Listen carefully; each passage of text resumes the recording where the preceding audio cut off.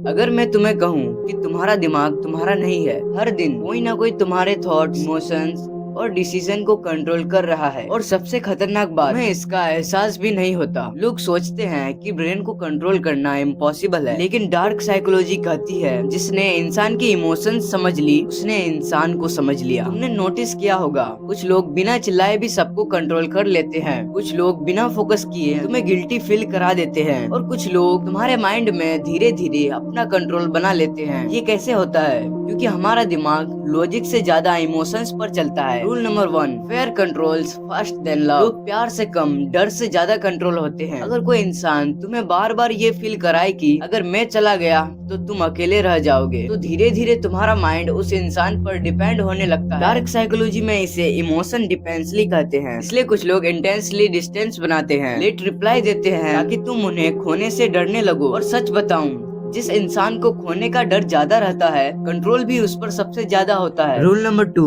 Repetition changes your brain. अगर कोई चीज बार बार सुनो तो दिमाग उसे सच मानने लगता है, इसलिए एडवर्टाइजमेंट बार बार दिखाई जाती है। इसलिए कुछ लोग तुम्हें बार बार बोलते हैं तुम कुछ नहीं कर सकते, तुम वीक हो, तुम्हारे बस की बात नहीं। धीरे धीरे तुम्हारा ब्रेन उसी को रियलिटी मान लेता है। लेकिन यही ट्रिक पॉजिटिव वे में भी काम करती है। अगर तुम रोज खुद से बोलो मैं इम्प्रूव कर रहा हूँ, मैं डिसिप्लिन्ड बन रहा हूँ, तो तुम्हारा ब्रेन उसी डायरेक्शन में बदलना शुरू कर देता है। तुम्हारा माइंड वही बनता है जो वो सबसे ज्यादा सुनता है। Rule number 3, silence is a weapon. कभी नोटिस किया है, सबसे पावरफुल लोग हर बात पर रिएक्ट नहीं करते, क्योंकि साइलेंस लोगों को अंदर से अनकंफर्टेबल कर देता है। जब कोई तुम्हें आर्ग्यू करे और तुम शांत रहो तो सामने वाला खुद कंफ्यूज होने लगता है। डार्क साइकोलॉजी में साइलेंस को हिडन पावर माना जाता है, क्योंकि कई बार जो बातें शब्द नहीं कर पाते वो साइलेंस कर देता है। तो अगली बार जब कोई तुम्हारी इमोशंस को कंट्रोल करने की कोशिश करे तो याद रखना, तुम्हारा ब्रेन एक बैटल फील्ड है, और जो इसे समझ गया वो तुम्हारी जिंदगी की डायरेक्शन बदल सकता है। लेकिन सबसे डेंजरस इंसान वो नहीं